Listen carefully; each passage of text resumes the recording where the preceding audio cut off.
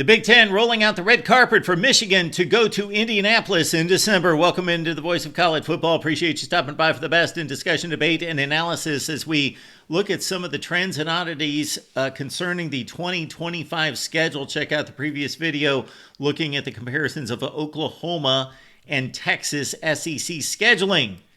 Speaking of those two schools, one of them played the Maize and Blue in 2024. The other will be this fall. Let's check out Michigan's scheduling. And wow, after enduring one of the tougher schedules in the conference in 2024, Sharon Moore and company, no excuses most likely unless things drastically change in the landscape of the Big Ten.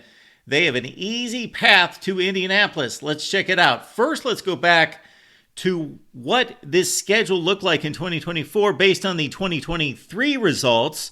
So, of course, three teams coming in from the Pac-12, Oregon, USC, and Washington.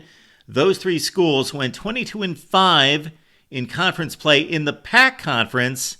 Michigan's 2024 schedule in the Big Ten went 44-37 in conference play in 2023, but only 22-32 out of those Big Ten teams. So it didn't appear to be an overly difficult schedule in 2024, but again, three top teams coming in from the Pac-12, although we knew Washington would not be anything close to what they delivered with Michael Penix and Kalen DeBoer in 2023.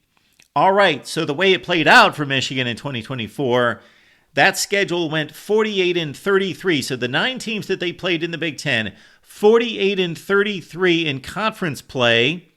Take away the games against Michigan, they went 44-28 against the rest of the Big Ten. So think about that. 44-28 is 72 games. So if you're playing the average schedule in the conference, your opponents would go 36-36. So Michigan did play a difficult schedule in 2024. Michigan rivals, are you ready to see this schedule breakdown for the Maize and Blue for 2025 in the Big Ten? Brace yourselves. I don't know that they could have gotten an easier schedule. Of course, they've got the two permanent rivals, so they're automatically playing the team that was the best team in the country, the national champions in 2024. The Buckeyes will again be one of the top teams we would expect in 2025. But beyond that, the aggregate schedule in 2025 for Michigan football went 27-54, won a third of its games this past fall.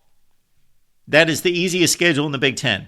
It's not even that close. Easiest schedule in the Big Ten. And there's another way to look at it. Let's stack the teams from most difficult to easiest, 2024 versus 2025 for Michigan. In going 8-5 overall, 5-4 in the Big Ten, Michigan faced the only undefeated team in the Big Ten champs, and the only undefeated team in college football in the regular season. Oregon 9-0. Indiana, of course, who defeated Michigan 20-15, went 8-1.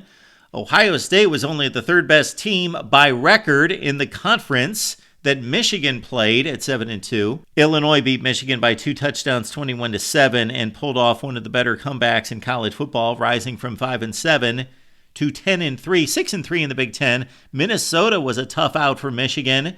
That game came down to an onside kick, and the Gophers had a fine bowl victory, an 8-5 finish, 5-4 in the Big Ten. USC, despite that 4-5 finish in the Big Ten, they led in every game the entire season. Washington also 4-5, although they defeated the Wolverines in Seattle. Michigan State at 3-6, Northwestern at 2-7, by far the worst team that Michigan played, as the Wolverines defeated the Wildcats 50-6.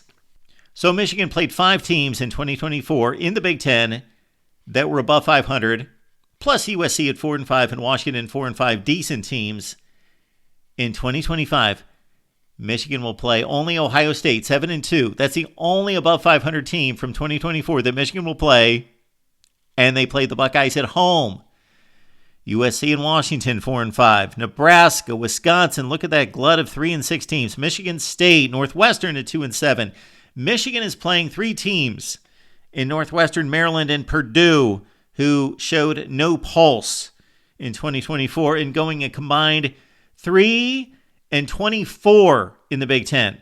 Again, the Wolverines' toughest game appears to be Ohio State once again, and that game's at home. The toughest road trip for the Maize and Blue at USC, a game that went down to the wire at the Big House this past season. We can also add on to it this way. Beyond the conference play, don't forget that Michigan played one of the best teams in the country, maybe the second best team in the country in 2024, losing to Texas at home 31-12, a team that went 11-1 in the regular season, marched on to the national semifinal after they went to the SEC championship game, replaced Texas with rival Oklahoma, coming off a 6-7 season, only 2-6 in the SEC.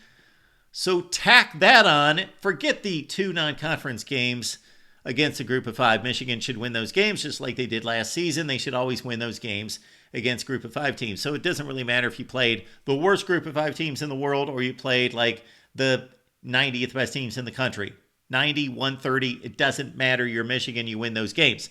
The only difference here that matters are the in-conference games and the one marquee non-conference game, going from 11-1 Texas or 13-3 overall to Oklahoma at 6-6 or 6-7. So this is what it does to the record. In 2024, Michigan's big opponents, meaning conference opponents in Texas, went 59-32. That's 648 winning percentage down to 355. 33 wins, 60 losses with the Big Ten opponents combined with Oklahoma. Let's be clear, this is not Michigan's fault.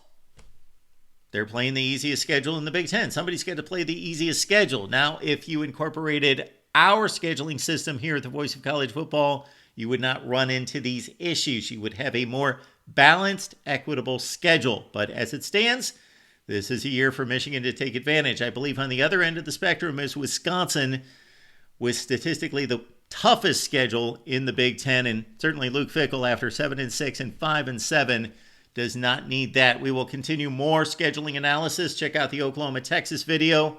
Please like and subscribe right here at the Voice of College Football.